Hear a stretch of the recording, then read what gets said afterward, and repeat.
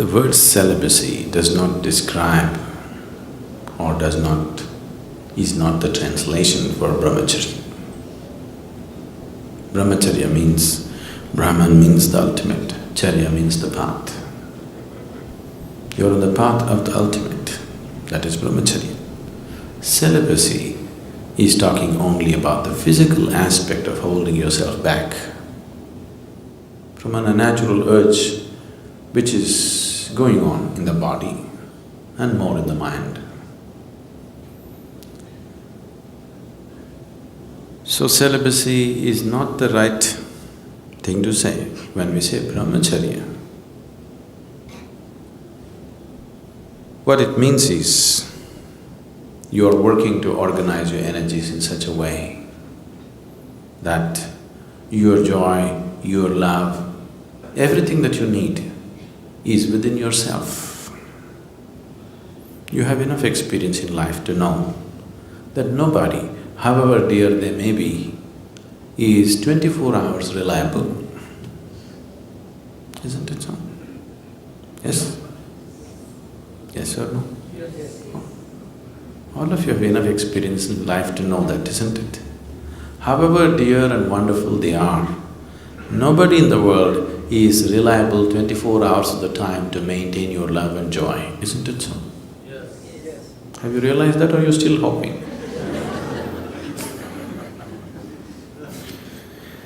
So it's out of this wisdom, because if one wants to really know higher dimensions of life, one thing that is necessary is that within you there is a constant sense of peacefulness and joyfulness. If this is not there, then you will go after something. If you don't feel steadily peaceful and joyful, then you will do compulsive activity of trying to be happy. So, a brahmachari is somebody who is trying to organize his energies in such a way that to be peaceful and joyful is all his own. He is not going to lean on anybody for that. Have all the brahmacharis reached there? That's not the point. They're working towards it. They need support, they need atmosphere to make that happen for themselves. It's not a small task that they have taken up.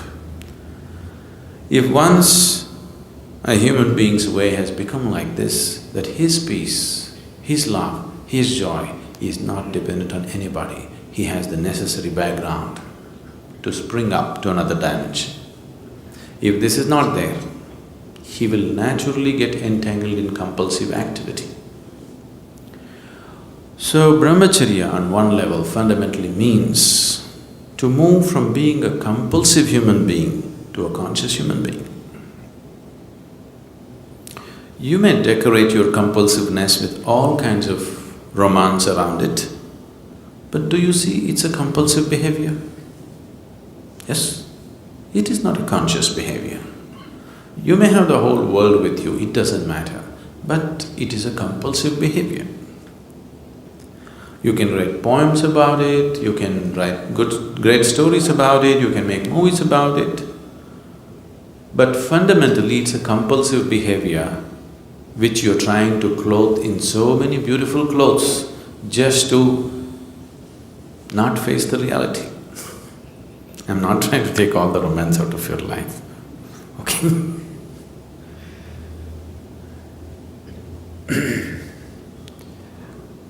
Once someone understands that if I'm involved in compulsive activity, I will never go where I want to go.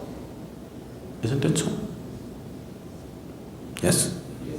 If one is compulsive in his life, there is no question of he having a goal to reach or attaining a certain state or whatever. Compulsiveness means a very deep sense of slavery, isn't it? So one who has realized this naturally seeks to become conscious. So it is from this understanding that we said, if you really wanting to make a journey, you should drop your compulsiveness and bring consciousness to every aspect of your life. So that is brahmacharya.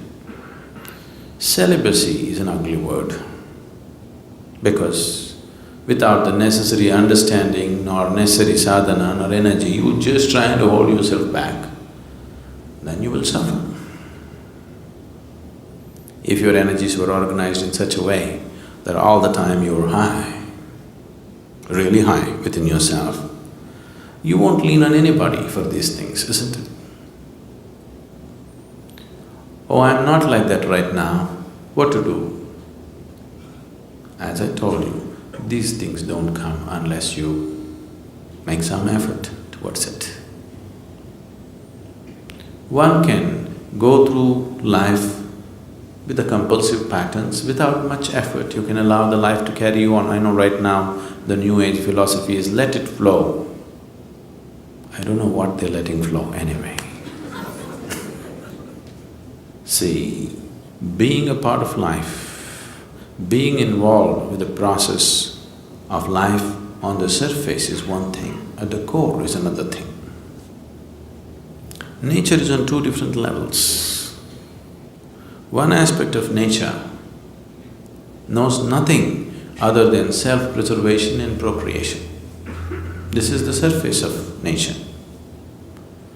Your own nature if you take the nature of this body, it knows only self-preservation and procreation. It doesn't know anything else. So if you go by your physical nature, naturally this is all that you will do. Survival and procreation. Eating, sleeping, reproducing, dying. That's all that will happen if you go by the ways of the body. But at the same time, there is another nature within you which is longing to expand.